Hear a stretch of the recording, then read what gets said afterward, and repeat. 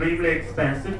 So during the long winter evenings, they needed to entertain themselves. And they would gather around the fireplace and tell themselves stories. And Nibelungen Saga was that kind of a, sort of medieval soap opera that could just go on and on and on for a long time with different twists and turns, characters and subplots and what's not.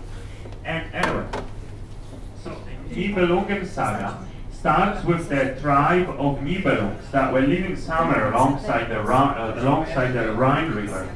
And they managed to amass a huge treasure.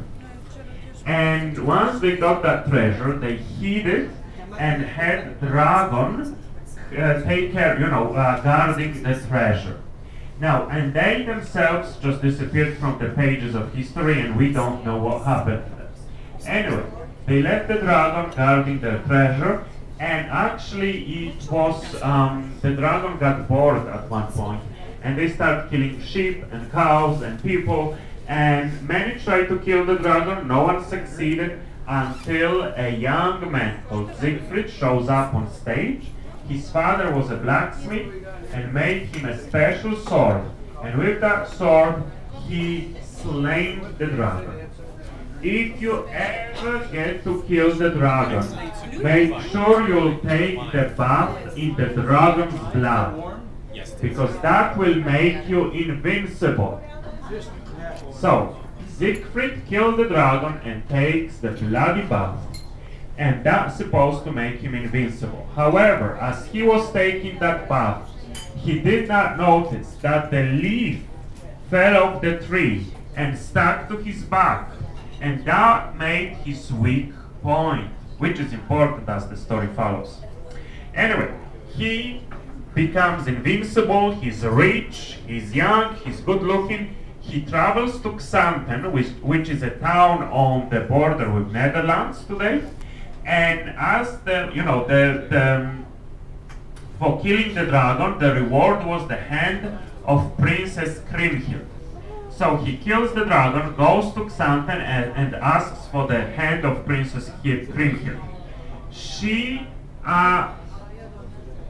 fall in love with him, but once he saw her, he realized that's not the woman of his dreams. Ever since he was a young boy, there was a woman coming to him in his dreams to tell him our destiny is to be together forever. So he sees Kriemhild and he realizes that's not the one. But she falls in love with him, so she spiked his wine with the special herbs that made him fall in love with her. He drinks that wine and falls in love with her, and they got married to live and happily ever after. Kriemhild's brother, Günther, decides to marry the princess of Iceland, Brunhild. So all of them travel to Iceland to see Brunhild. And Brunhild, being independent, strong-headed woman, says, only a man who will conquer me and defeat me on a battlefield is the man worth of my hand. So, Günther, who is a weak fighter, he asks Siegfried to step in. Siegfried puts the magic hat on, and that makes him look like a Günther, and goes fighting with Brunhild. He wins over her, and only then he realizes that this is the woman of his dreams. That's the one he dreamed of always, ever since he was a young boy. But now it's too late. He's married to his wife, which he now realized he doesn't love anymore. And she, Brunhild, is about to marry his brother-in-law. So anyway, they all travel together to Xanten.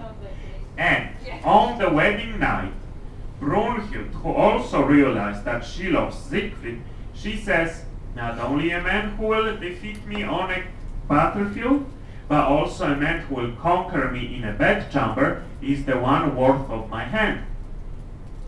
So Siegfried puts the magic hat on, and he gets to know Brunhild up close and personal.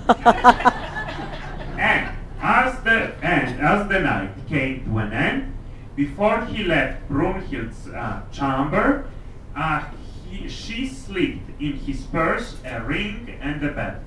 He comes back to his wife and goes back to bed, And the wife, the Kriemhild, she puts the belt and the ring and starts parading around the royal court, showing off what her husband got.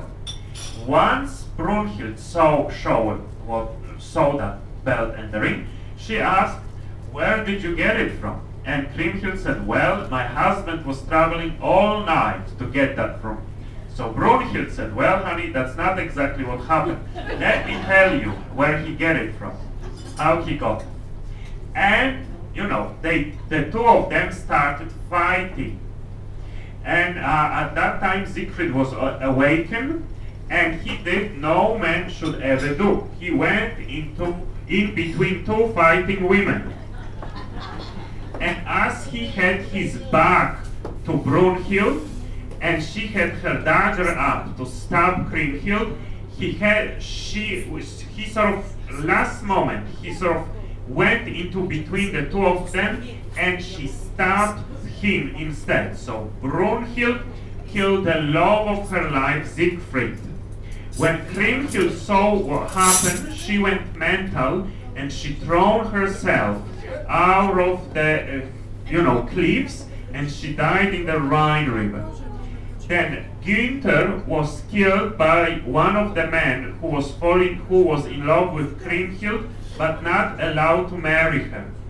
And the only one that survived was Brunhild. So she put the body of Siegfried on the river barge, and all the gold that brought him no happiness, she set the barge on fire, and she herself threw herself on that fire and died together with Siegfried. And that's how their destiny was fulfilled. So anyway, this is the Nibelungen Saga in short. I, simplified the story for you, ladies and gentlemen, because Günther had 3 brothers, and all of them got involved with that story somehow. And like I said, it's an old medieval soap opera that was, happening in this region, very famous.